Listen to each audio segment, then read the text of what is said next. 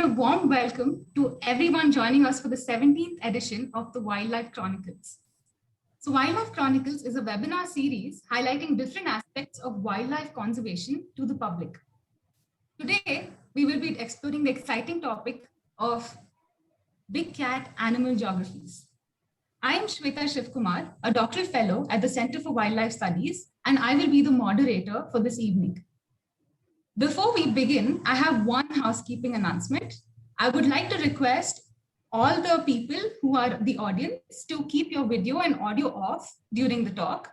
You can type out your questions with your names as soon as you think of them in the chat box. And I will be asking these questions to the panelists in the last 15 minutes of this discussion. Okay, so with that, let's begin. We have two amazing panelists joining us for this discussion, Dr. Kalli Doubleday and Dr. Sunetro Ghosal. Dr. Doubleday has worked on various projects, including human environmental interactions, human and animal geographies, social dimensions of human-wildlife conflict, and rewilding initiatives. Among other locations, she has worked extensively in the Rajasthan state of India on tigers and the people who live with tigers. She is affiliated with the Department of Geography and Environment at the University of Texas. Welcome, Kalli, to this discussion. Thank you so much. I'm very happy to be here. And Dr. Ghosal, who's the other panelist, his research focuses on human-wildlife interactions with a special focus on large carnivores. This has led to all sorts of connections from ethology to politics in his research interests. He has worked for over a decade in Maharashtra and Ladakh on leopards and other carnivores. Welcome, Sunetro, to this discussion. Thank you, Shweta. Looking forward to it. Yeah, same here, me too. So I would like to kick off this discussion with a question on animal geographies in general. So we all know that big cats like tigers and leopards share space with people. But what does it mean to create animal geographies within these shared spaces?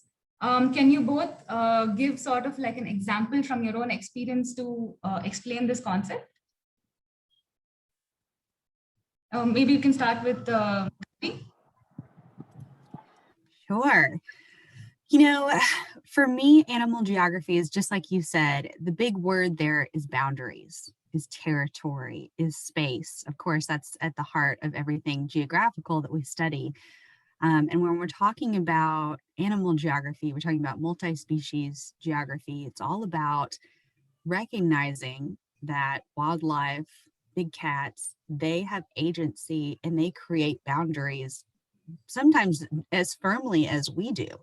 You know, their presence, their actions, their behaviors, their patterns, community of different animals that act specific in different areas. They create boundaries that over time, human societies who live with those populations start to integrate in their own lives as well. So it's really all about a respect and just a recognition. It's really just saying, let's pause and let's recognize that animals, wildlife, other actors besides humans create these territorial boundaries in a lot of different ways. Yeah. So any examples from your field site about like these boundaries being created by people and by tigers? Yeah. You know, there's so many. One that always comes to mind is some of my work in Suriska, and I can talk about this later too, but just quickly, you know, the original tigers of Suriska, the tigers that were there before they were extirpated in the area and locally extinct. From my work there, the people who lived with those original tigers tell us that they acted in very specific patterns, that those tigers that lived there had territorial behaviors that were interpreted by the people as coexistence. And so a big part of that was, in layman's terms, giving way. So people all over that huge territory would use the same phrase over and over and over. The original tigers would give way. They would give way. And so what that meant is that if they saw each other on the road, in a field, etc., those tigers, in their opinion, in their experiences and histories, would go the other way. They would give way.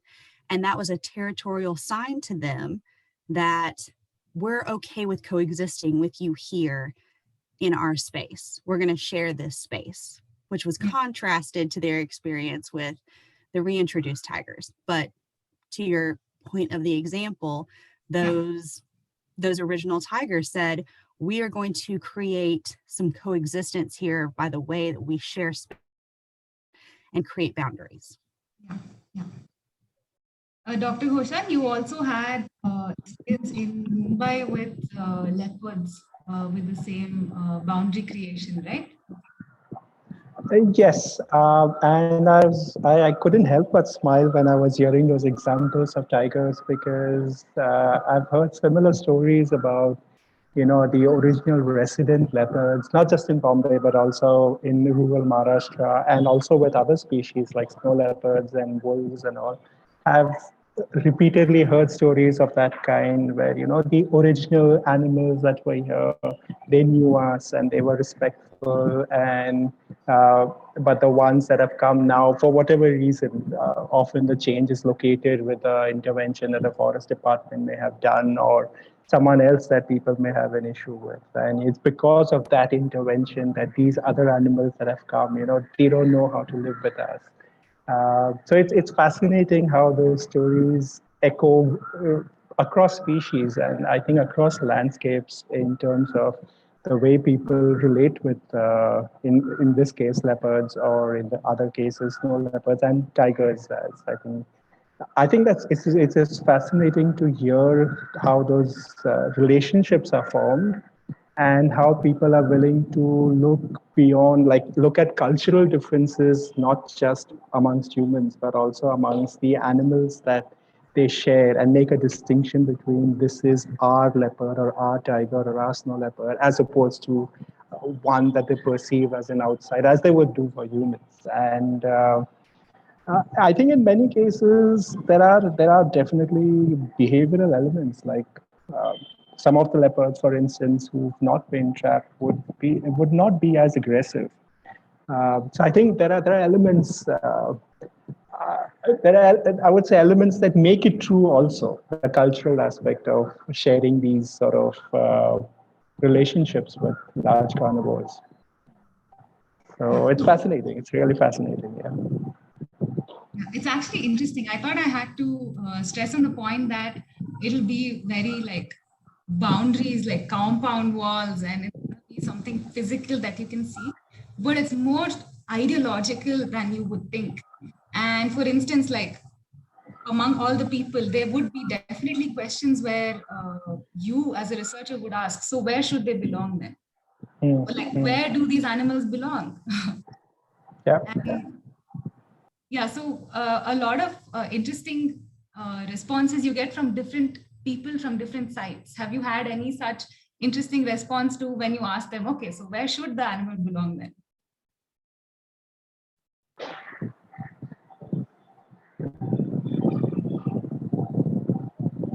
Yeah, Dr. Ghosal. Okay. Sure. Yeah, I you thought. go ahead. Okay. I think it really would depend on who you ask, when you ask, and also what you are asking about. Because, especially with leopards, I think if people feel that the original leopards are no longer around, then they would say that they don't belong here anyway.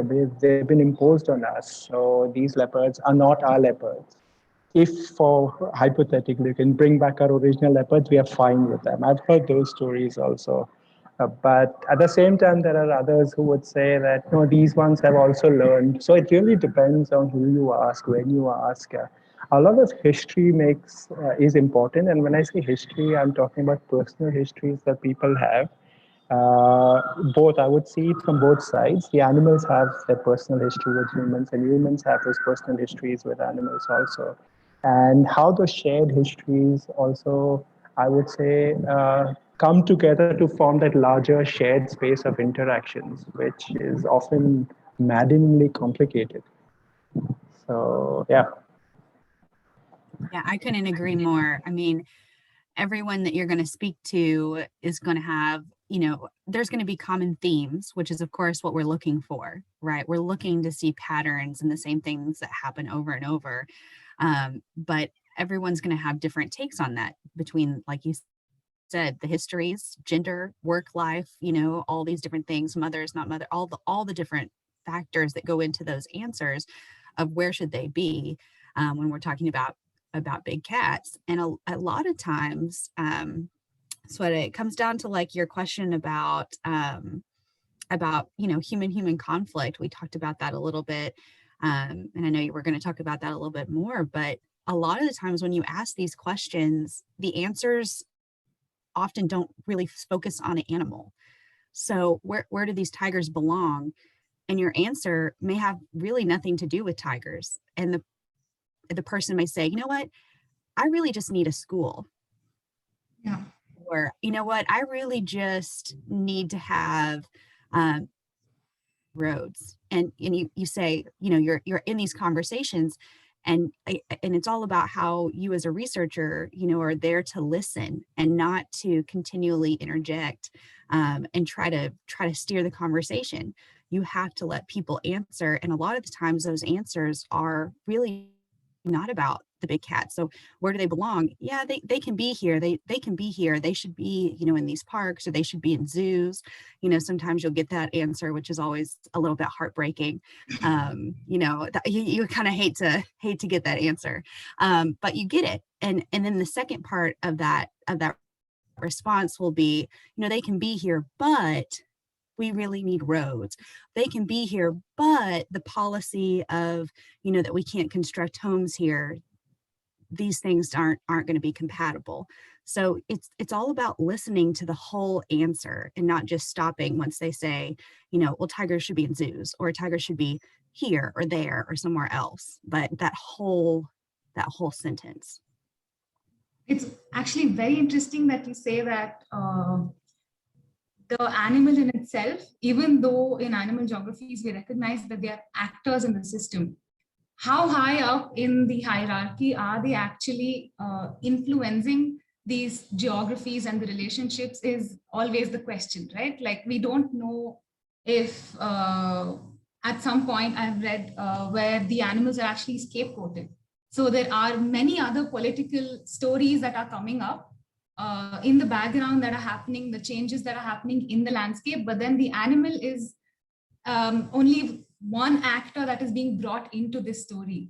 And Sunetro, you have experience with this in Mumbai, I'm sure. There are definitely a lot of political backdrop to what's been happening with the leopards and the people. Are there any stories that you'd like to share with that?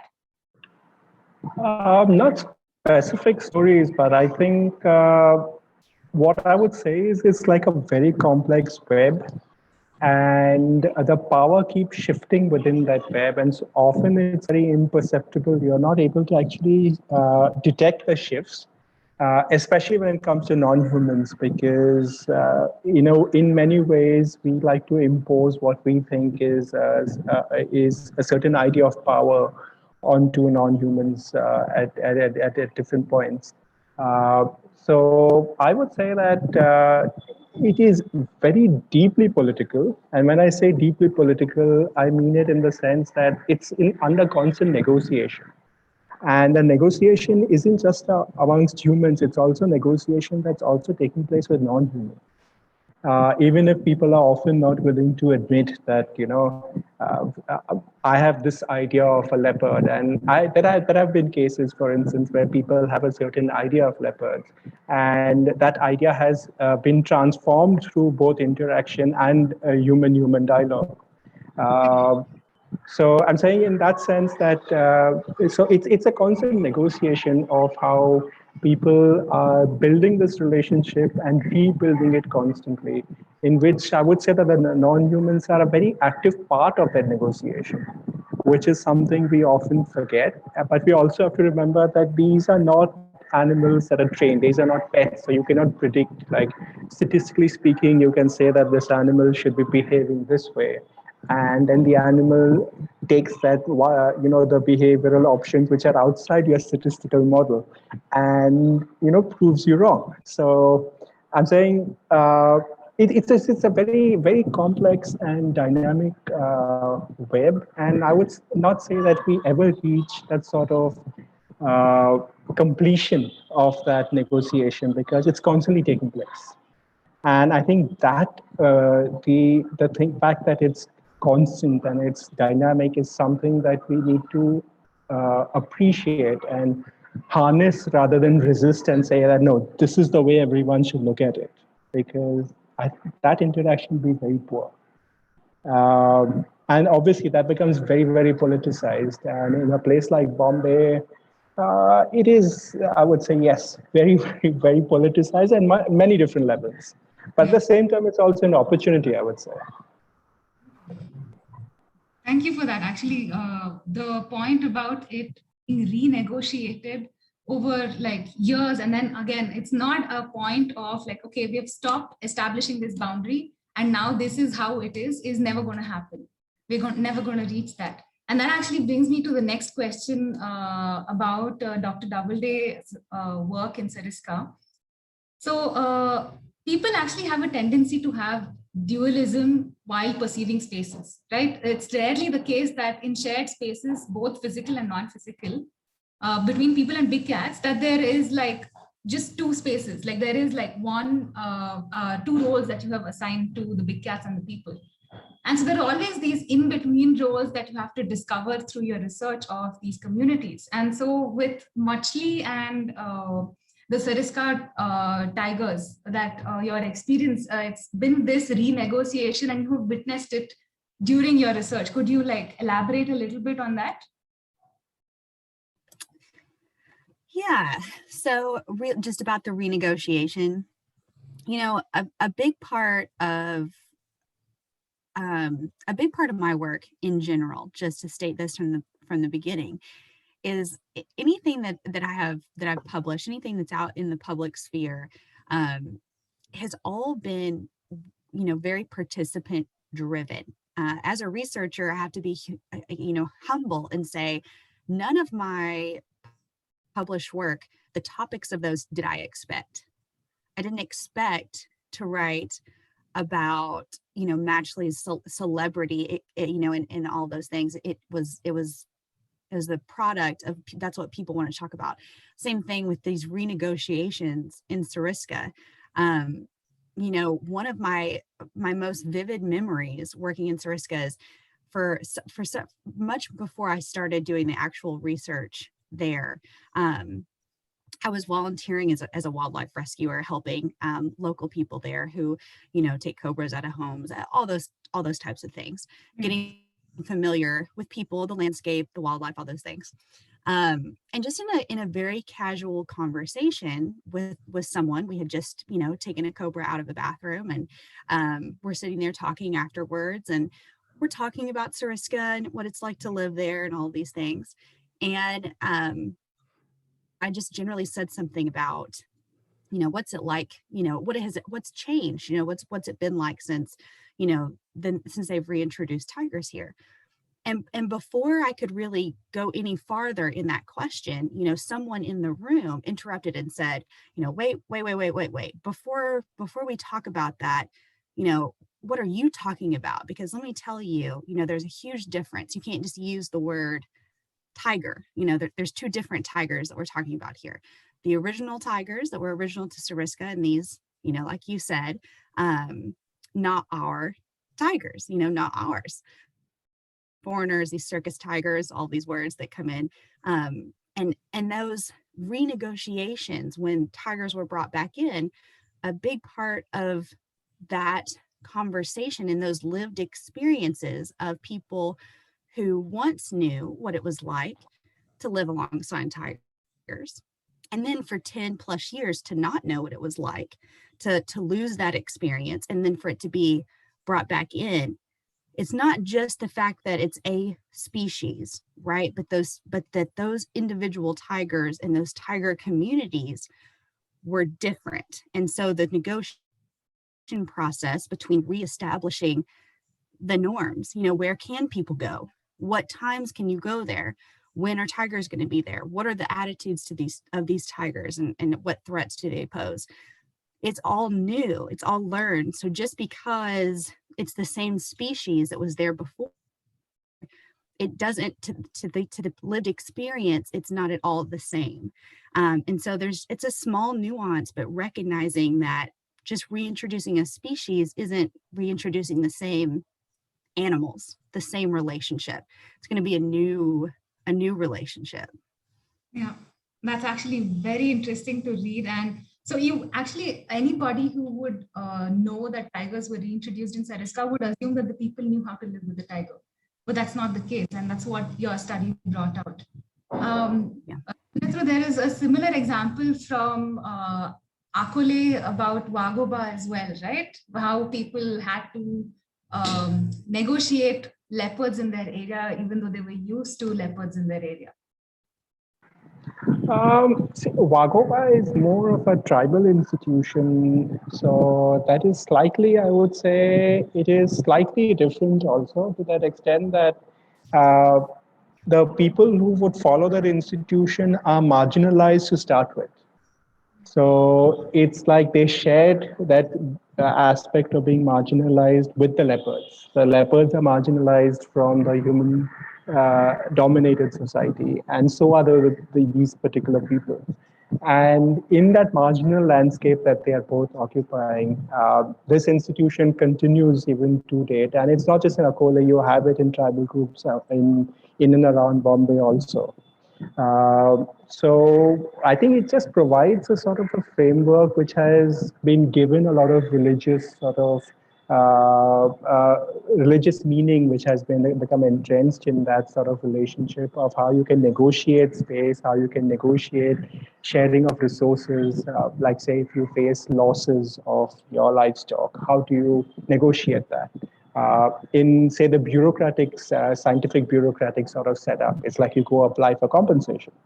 Yeah. While in the Wagoba setup, you do maybe some ritual which allows you to have that sort of a meaningful conversation with the leopard, and you resolve the problem, which we could argue is blind superstition, but for some people it works. And there are people who, in a way, are negotiating both of these systems simultaneously. Because sometimes they have to, being marginalized, getting access to the bureaucracy to get compensation is going to waste more resources than actually it's worth. So in that, so it's a sort of a negotiation between two different systems of conservation in a way. At the same time, it's taking place in a landscape which has different elements of power, and that's why I spoke about the marginalization. And something that Kalli had just spoken about was agency, which I think we need to emphasize on agency that different actors have. And in this case, I would say that the tribal communities have relatively less agency when it comes to the bureaucracy, but they have compensated by other forms of agency. And the same, you could argue, goes for non-humans also, where in certain landscapes, it's easier for them to navigate those landscapes. They have more agency in that landscape, as opposed to a different one, which might be more managed, if I can use those words. So, yeah, there is a lot of variability and constant shifting. Yeah, that's actually interesting, and it brings us to the next question that I had in mind, which is the dualism. So so actually, this is going back to the previous question, but a little bit of addition. So. Dr. Ghosal, you were talking about how there is an institution of Wagoba, as well as there is this other modern institution of applying for compensation whenever you have losses. And these different kind of negotiations that these people have with the animal, how would it change over time? Like, how would you say that, like, for example, the institution of Wagoba, how would it remain? Would it remain? Would it be lost? Do you have anything to say about that? Because it's a wonderful way to connect with the leopards. I think it's dangerous, first of all, to use dualisms to understand a lot of these things because it really reduces it to just two factors. And usually, a lot of these interactions are across a spectrum. Yeah. And even if you're looking at power, I think spectrum, looking at it as a spectrum makes much more sense than to bring it down to just two aspects. So, in that, having those binaries, I think, are very dangerous. And I think science itself suffers the limitation of trying to make, trying to fit everything in binaries. So yeah, that's one part of it. The second part, I really don't know how that's going to play out because there are some in the younger generation that I've interacted with for whom this is blind superstition because they are also in a way negotiating their own identity. And a rejection of some of these ideas is part of their attempt to negotiate modernity, if I can use those words, uh, which would be, I think, in my opinion, it would be both ironic and tragic. But I'm an outsider. And these are choices that they would have to make if it has relevance. But if people are going to mock you for saying that the leopard is not a god, and you're an ignorant fool who thinks that the leopard is a god. So if you're going to constantly hear that, at some point, that power dynamic also has has an impact on you. So I think, like with most things, it's like asking would leopards exist after 50 years?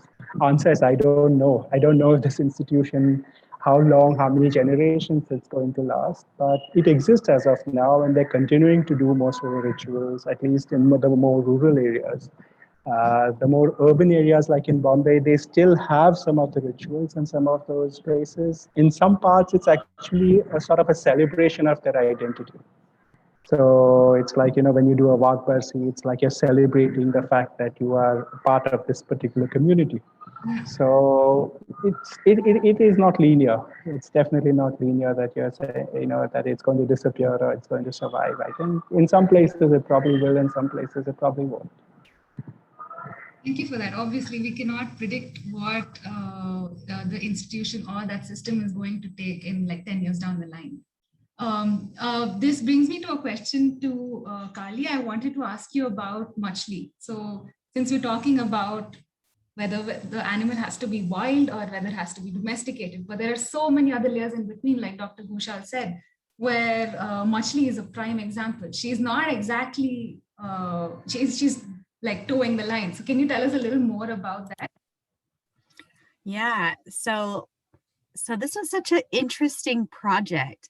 And for those who are listening in, the paper, the research is essentially, I grew up, as probably many of us did, watching the various Matchleys and her descendants on TV and on documentaries. And when I heard, I just heard like through the rumor, it wasn't like in the newspapers or anything, but there was just kind of a rumor that as she was getting older, that the forest department was starting to feed her.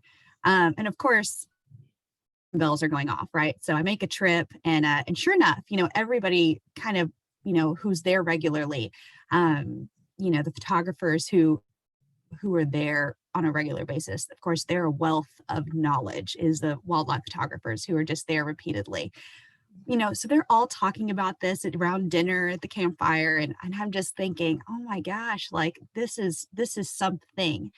And the big part about, in my opinion, kind of the lessons from what happened with Matchley, in the fact that when she became elderly, which is unusual, right, for a tigress to become elder, but because she was such a star and she had such a life history that so many people around the world were aware of. They knew her stories.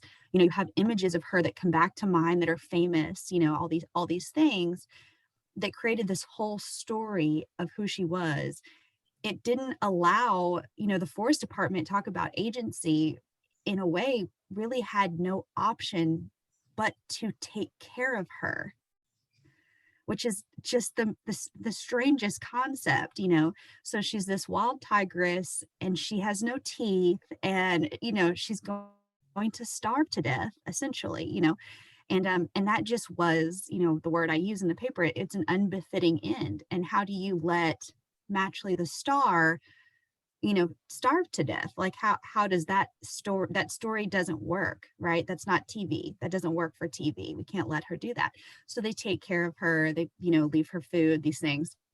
And your big question there is, she's a perfect example of these dichotomies don't really work anymore, and they haven't for a long time.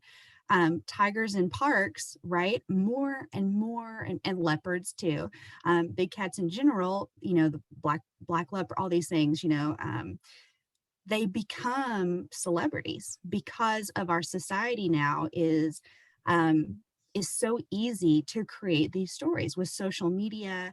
And of course, India, I can bring it up again, but just the wildlife photography community in India maybe is the strongest in the world, right? I mean, where do you go where you have that many semi-pro, and just, avid wildlife photographers who see the same animals over and over and over and create through their communities, and that spreads to other people and other communities in the newspapers and everything else, these incredible stories about individual animals that get names. So how is the animal that has a name and everything about them, where they were born, their first kill, all these things, all these, and they're very familiar with people, right? In a way, people interpret that they perform, they're camera friendly and they put on a show and all of these things, so that it blurs the line, which the consequence there is, Matchley's the example. How will that impact the big players, government spending? So do we protect the celebrity animals, or do we protect them all? Who are we prioritizing? Which parks are we going to prioritize? Are we prioritizing always that individual celebrity big cat, or are we prioritizing the people that live there as well? Is their story, is their agency, is their identity, all these things, is it getting pushed down even farther? Talking about, and Dr. Ghosal, about, marginalized, and does that celebrity even marginalize those people even more? Those are the questions, which again, separating and or blending of where they can be and who can be where. And Matchley is a really good example of, through who she was and the fact that she was so celebritized, is it really complicates a lot of factors. And of course, she's just one, but I really believe she's an example of what will come of many others. And there's already other examples, of course, but it's something to definitely watch for. Yeah, it's interesting in your paper, actually, in the end, you have mentioned that Matchley was given cremation, like a Hindu ceremony, and she was cremated, and the forest guard stood at attention when she was being cremated. And that's giving it like a human status. And that's exactly what we're talking about here, about them having agency. And they do have that, but recognizing that was a whole other level for these celebrity tigers. And that's very interesting to read. Yeah.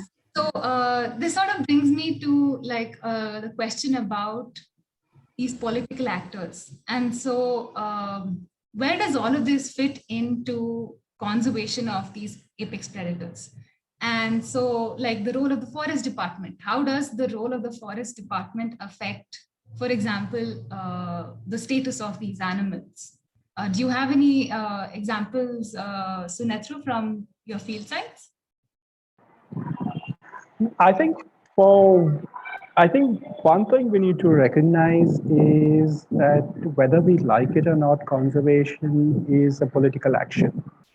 And that is something we often avoid in conservation in general, where you're saying that you just want a particular thing conserved. You don't care about politics, but that itself is a political sort of statement. Having said that, I think say forest department, like almost everything else is also made up of people. And while it has its own history, while it has its own sort of culture and tradition and all, you can see the kind of difference that different actors within that sort of setup. So you get one officer who is very, very dynamic, and suddenly conservation seems like a very, very easy task. And then you get another officer who, even after you break your head on the wall, the officer still doesn't get your point. And then conservation seems like it's never going to take place. So I'm saying, the fact that you can have individual actors within that larger setup makes such a big difference.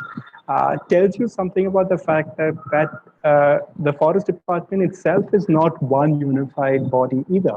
And there are a lot of different interest groups that play out within the government departments, within not just the forest department, but larger other departments that also infringe on spaces where the forest department operates. And then you have non-governmental organizations and non-governmental players who also.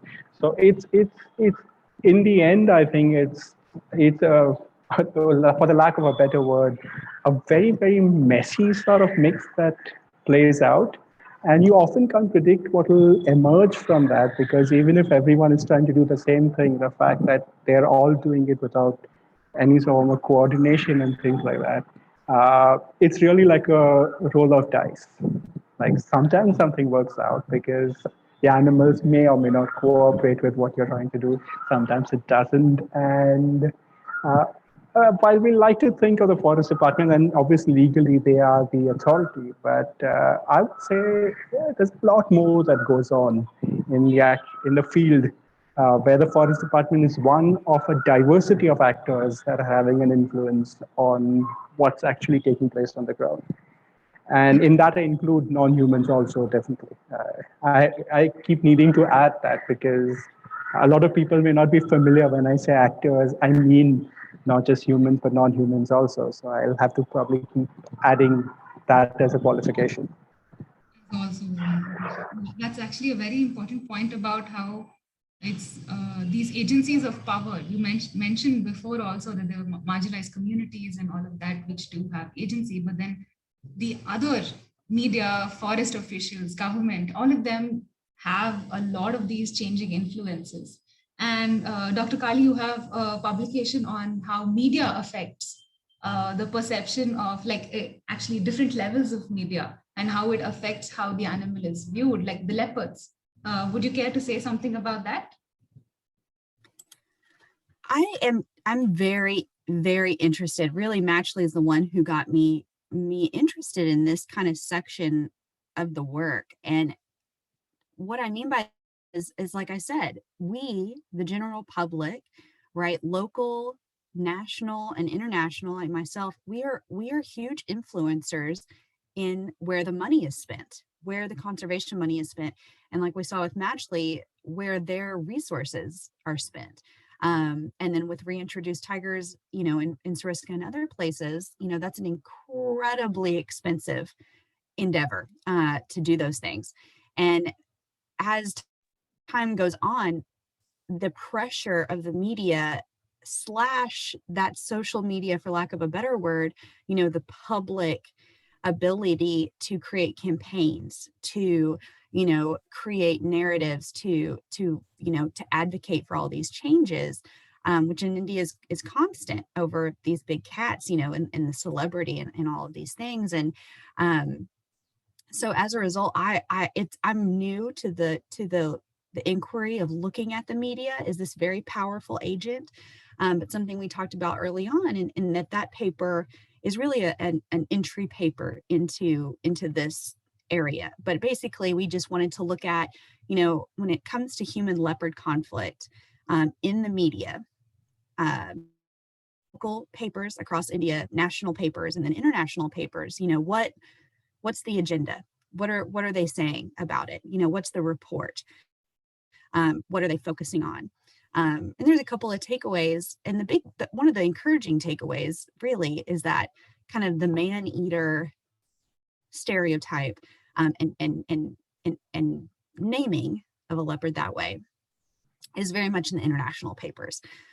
So, I see that quite a bit in things that I'm reading. And thankfully that's not as prevalent, in local and in national news. There's still an impact of that. Something else that I would really love to look at, maybe one of you in the audience will take up this research project. And I've seen some other people doing this with different species, but I thought about doing this a long time ago, is the next big part of that is looking not at the text, right? So my paper and my work was looking at the text. What are they saying? What are they labeling? But what images are they choosing? Yeah. What stock images or real images are they choosing?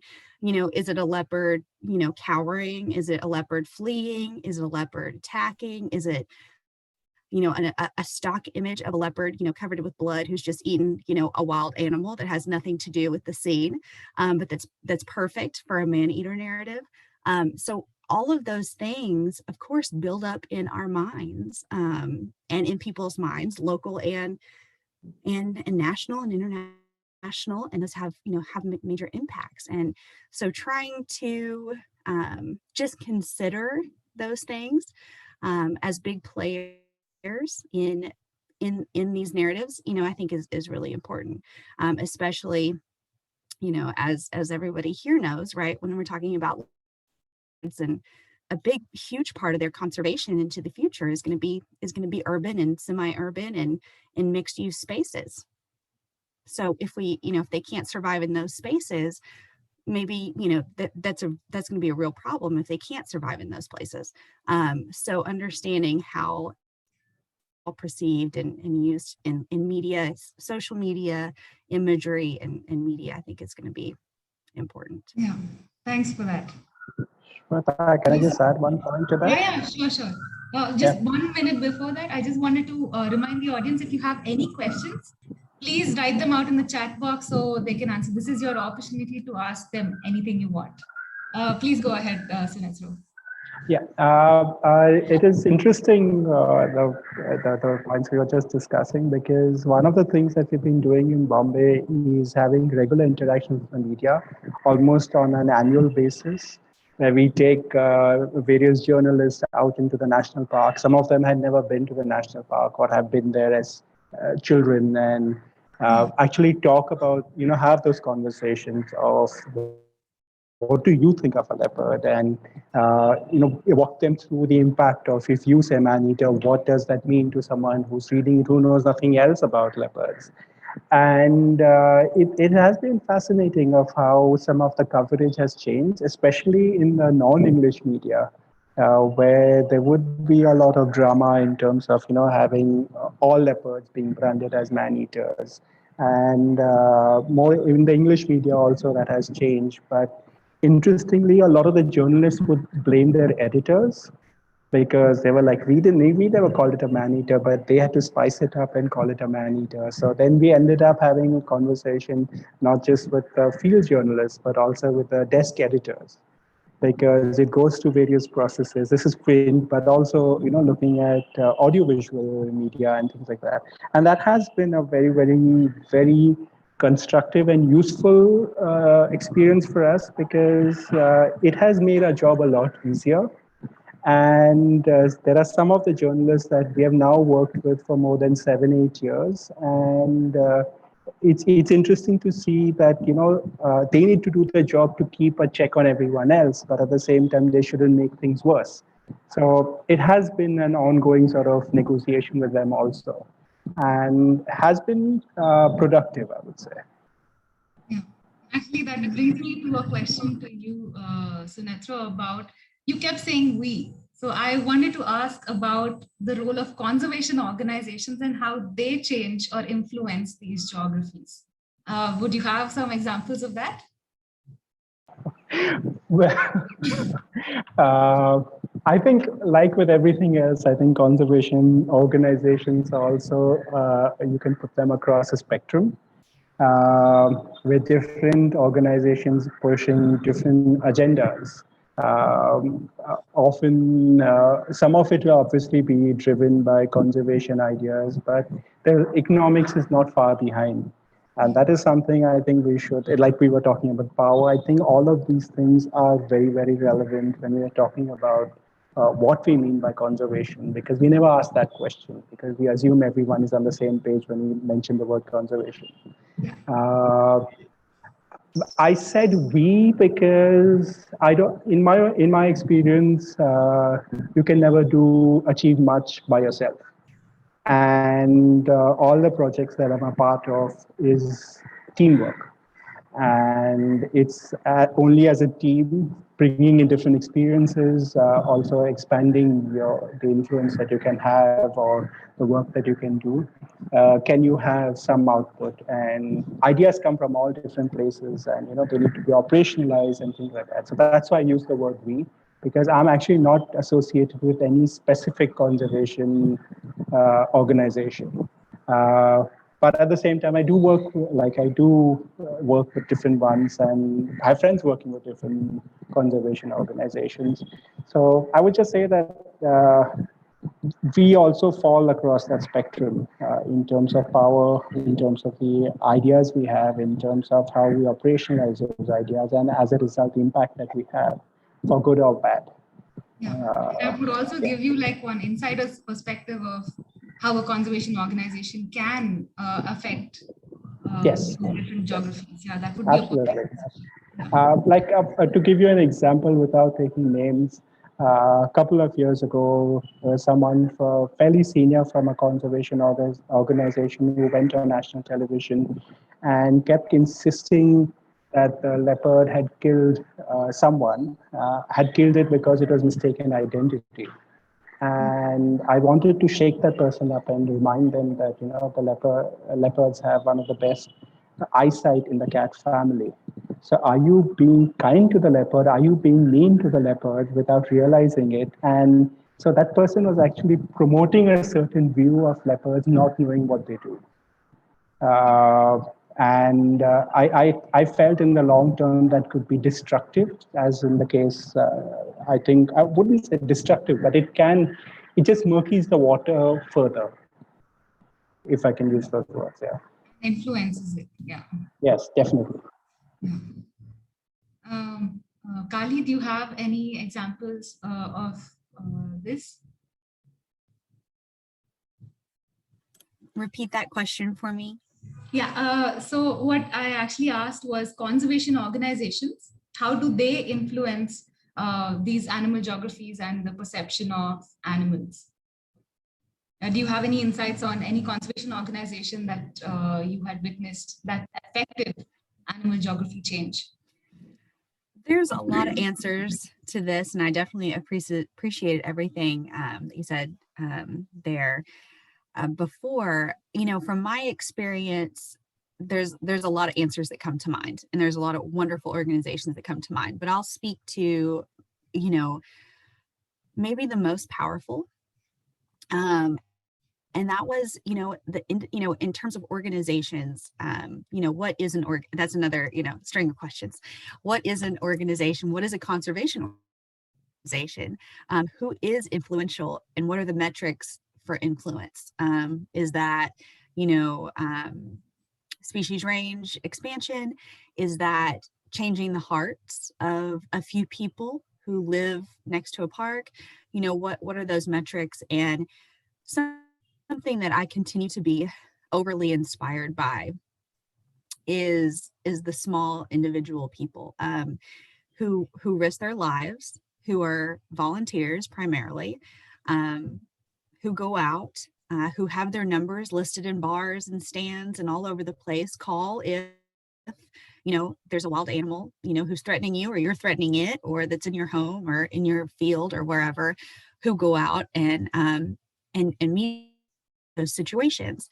And I've witnessed hundreds and hundreds of those in cities and all over in Delhi and all across the Sarasota landscape. And especially those individuals who volunteer their time to do that regularly and establish these relationships over time, to see somebody who only had a negative perception of a species, snakes or big cats, or hyenas is another big one, to see that slowly change, I don't know what's more powerful, and of course, again, what matters and what are the metrics that we're talking about, because those organizations that are able to, other organizations I've seen, for instance, that are able to organize women, to get better safety measures, to talk through, the right times to go into the forest to collect wood or fodder, these things that are super practical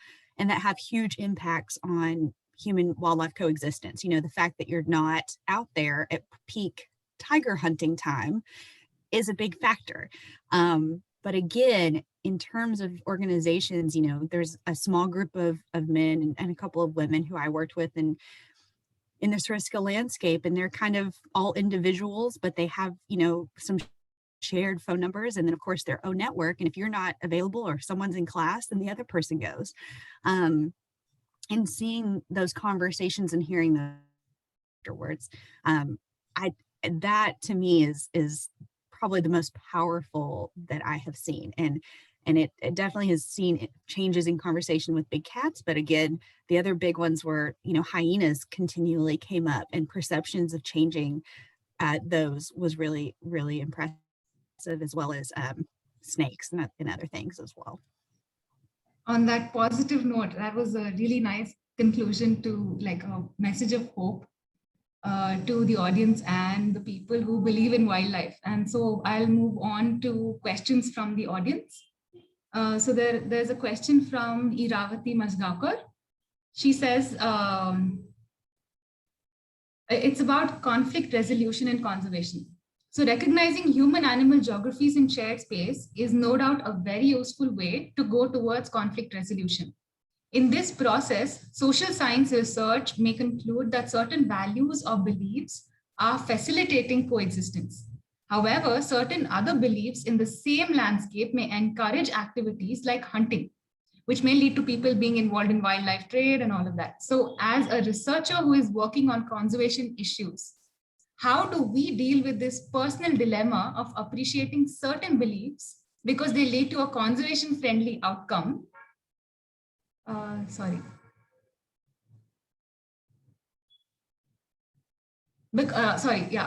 do we as researchers appreciate the certain beliefs because they lead to conservation-friendly outcome, but not others, which may lead to something opposite? Because the process of solving conflict on ground often involves rationalizing animal behavior to local people. This can lead to breaking down of local institutions and values in the modern world. Are we likely to lose conservation-friendly beliefs in the process? Actually, the question is open to either of you. You can, anyone can take it up.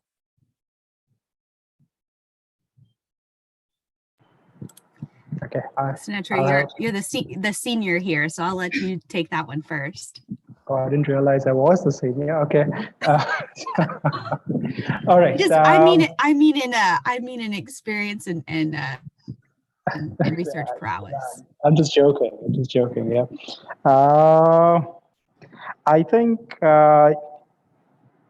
as with other things, I don't think we can censor which value necessarily should be operationalized or not. I think in that dialogues become very, very important because, for instance, try to understand if someone is antagonistic towards a species, instead of rationalizing the animal's behavior, try to understand what is the source of the antagonism.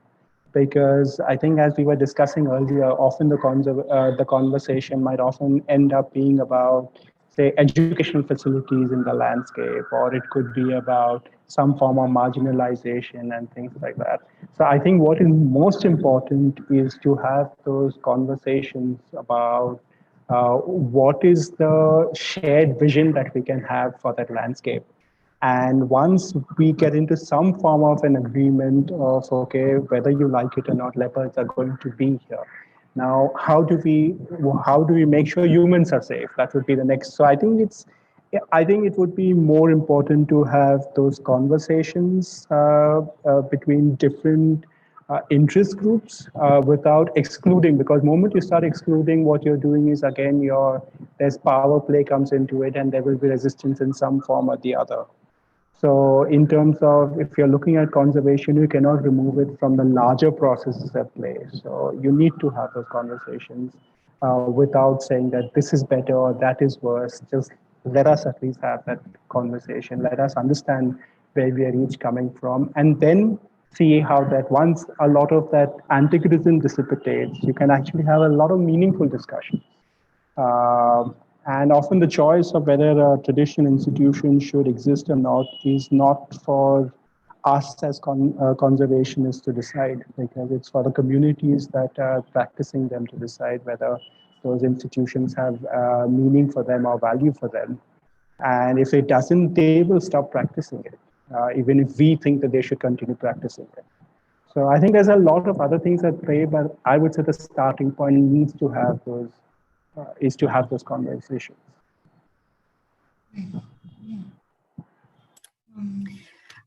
If I'm thinking that the audience, that we've got a lot of students here, I'm just going to throw out one quick practical answer to what I think that question, a part of that question. We are all, of course, our positionality. If you're here listening, you most likely, right, are an advocate for big cats that have the potential to cause a lot of conflict and death and other negative consequences. Of course, obviously, we're all here because we believe of the huge benefits and that they do have a right to be here, etc. That's all obvious. But there will likely be times when you are working where that your heart, to be honest, will be raw, because you will hear those very difficult answers over and over and over. And something that had always was so important to my work and is, of course, incredibly important in general, is having local partners, but also having people who are with you in those moments who can take the lead. And so what I mean by that is, at the end of a really long day, when you've had nothing but negative answers, that no, there's zero room for big cats, that they should all either be killed or moved to a zoo, at the end of the day, that can be very difficult. And having people there with you, who can take the lead at different points, who you can have share those burdens, is really important, whether that's, in the field on that day, or making sure you have that network to say, can I just tell you what happened today? Because this was really hard. And of course, there's going to be wonderful days that are full of hope and exciting and breakthroughs. But as we all know, this is such a difficult and emotional topic that it can be really hard to hear when beliefs are very contrary to yours. And you have to be, you're there not to share your opinion, but to hear their opinion. And their opinion is what matters. Really, ours doesn't really truly matter. They're the ones whose opinions do matter. And so my second part of that question is, again, hoping that there's several students here, is something that I really push that's been important to my work, is been a focus on, in the literature, what you'll read is hidden costs, right? When we think big cats, we all know about the obvious costs, right? The cost of life, the cost of livestock, fear, all these other things. And then there's the hidden costs, right? And so very regularly, a hidden cost that gets tossed out as kind of an example is like the cost of time, right? It's hard to be tangible about what that cost is, living with a big cat or elephants, other wildlife, right? But a cost of time can be really detrimental to someone's life, right? So if you have to spend your evenings, protecting your fields, that's kind of what that means. And for me, again, where that has come up in my work is listening to people and not trying to interject, and never in a million years would I have considered conversations with people about tigers to lead to women over a slow process revealing that really their big, two of their big concerns when we're talking about tigers were dowry and abuse. Now, never would I have ever thought that those conversations would to have led to consequences related to dowry and abuse. Of course, I have papers on that and you can read that, but you know, in a nutshell, tigers for them, for many at least, right, results in negative consequences to higher dowries, more difficult processes with dowries because the tiger's there. And then also there are many accounts of abuse that are related to the fact that the tigers are there. And so those are what we call hidden costs, right? Those are the things, the beliefs that drive someone's opinions. And it's not what we always think. It's not just that, you know, a 500-pound big cat is running around and could hurt me. That's really not always what it is.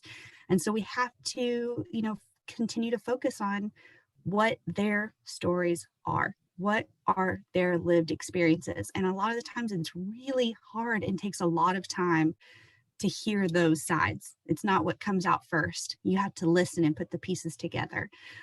So, you know, having support network, because this is emotional work, and always, you know, putting your own assumptions aside and letting the people tell you what their real beliefs and their stories are.